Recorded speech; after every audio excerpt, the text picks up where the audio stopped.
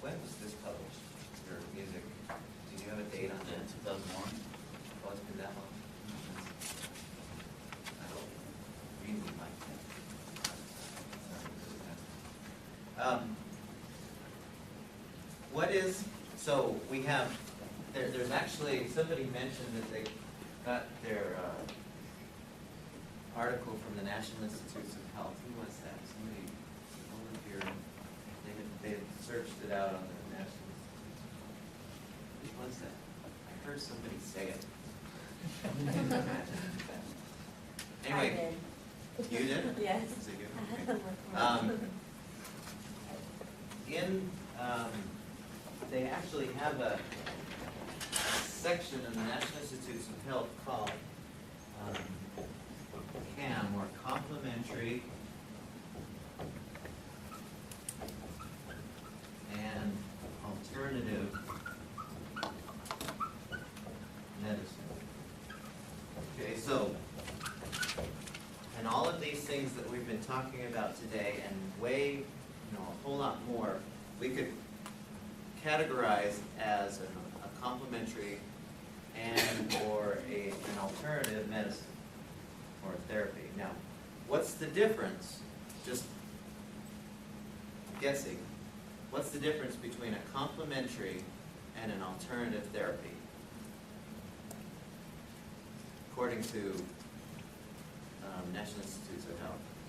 Brianna? Complementary, like, can go along with the medicine we have right now, and then alternative is just instead of doing this. Exactly. So, Yeah. So what that means is, if it's a complementary medicine, so like what would be a complementary therapy? So like you would go to your traditional doctor, and you have, say, asthma or allergies or something like that.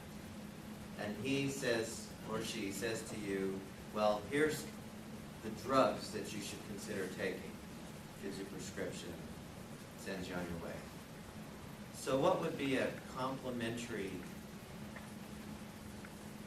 therapy or complementary medicine that you might also, he or she may be, probably not, but you might also consider along with that? Any ideas? Any guesses? You can ask about or research yourself, the different herbal alternatives that you can take, that have the same kind of side effects, that would be. Did anyone do a homeopathy in here? Homeopathy is a very interesting one that is somewhat in the lines of herbs, but the idea is you take a diluted amount of a substance, put it on your tongue, so underneath your tongue, so it gets into your bloodstream really quickly, and it acts in the same way herbs does. Well, it actually acts in the same way that like a vaccine would, or whatever, where you bump up the immune system. It naturally bumps up the immune system toward whatever problem you're having. Alternative therapies would be, so like if you have cancer and you just say, well, I'm going to Mexico to take this Leotra because nobody will give it to me in America. I'll just take this stuff that people have said, this helps cancer, this helps cure cancer. So you don't even go any of the traditional medical routes. You just go try something without considering the medical routes. I think most of these that we talked about can fall into either category, and so we just lump it into one group as complementary and alternative therapies. Now, as you were listening to these, as you were hearing some of these, like I heard Reiki came up a few times. If you've never heard of Reiki, what's your first impression of it? Did anyone, I think, did you guys have a Reiki in your group? You guys have two of them, and you had at least two. Those of you who had never heard of Reiki before, what was your first impression as you were listening to it? Honestly, I mean, you have to be careful in how you say, you know, how you respond. But what was your first impression? I thought it sounded like there's no possible way to get the word. How come? It sounds ridiculous, I don't know, because you're just giving someone your energy. What does that mean? We don't know, right? Yeah. Those of you, who did the Reiki ones? What's the explanation behind Reiki? Who was it over here? You two? What's the explanation for how Reiki works? Lindsay, do you remember? I mean, how would you Oh, yeah. describe how Reiki works? And then I want everyone to listen and think, does that make sense? Okay. If you don't mind. Yeah, no, I don't mind. But Reiki is a Japanese healing technique. And you don't give your own energy, actually. It's channeling the divine, basically. So whatever you want to call it, God, spirit, you know, whoever your higher power is, you're channeling that energy and giving it to someone else. So it's not your own. Does that answer your question? Okay, and what happens when you are channeling? What are you trying to cause to happen? If I were a Reiki master, If you were a Reiki master, what would you? what would I be trying to do with that energy that I am Yeah. channeling? Energy that you're receiving, you're going to try and give whoever you're doing Reiki with, you're going to try and give that person that divine energy to help heal them.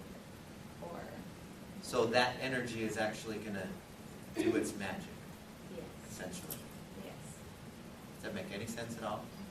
does to me. To our modern medical model, you know, if you went to any traditional medical school, how many classes would you take on that would tell you, oh, you channel the energy from somewhere and it flows through you to the person you're trying to heal?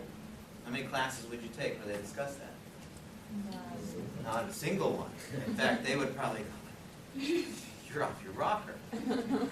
They really would. So what do we do with that? What do we do with,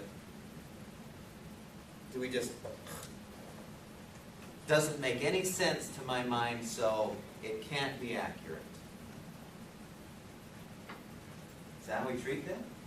No, you study it to like see things. Right? Like, What do you mean, right? to see if it actually happens, if you can actually see a change. Hmm? Yeah, and I think that's the exact accurate response with all of these, and there must be hundreds of therapies out there. If you went online and looked up alternative therapies, you would find probably more of that than just about anything online. There are so many. And the accurate answer is, you try it and see what happens for you. Now, I'll just give a couple examples that I had, because I'm a very, if it doesn't make sense to me, I'm probably not going to buy it. You know, it doesn't make a bit of sense for somebody to, I don't know where these energies are. Do you know what I mean? Have you ever seen an energy? I know people who do. I know people who look at me and go, your aura was quite yellow today. Like,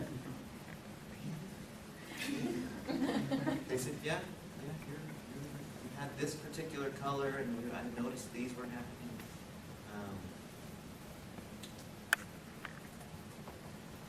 I had one experience. I was going to school at Southern Illinois, and there was a lady there who was a nurse, and she was very respectful, and in every way, she'd gone through all of the nursing programs and worked in hospitals as a regular, you know, terrific nurse.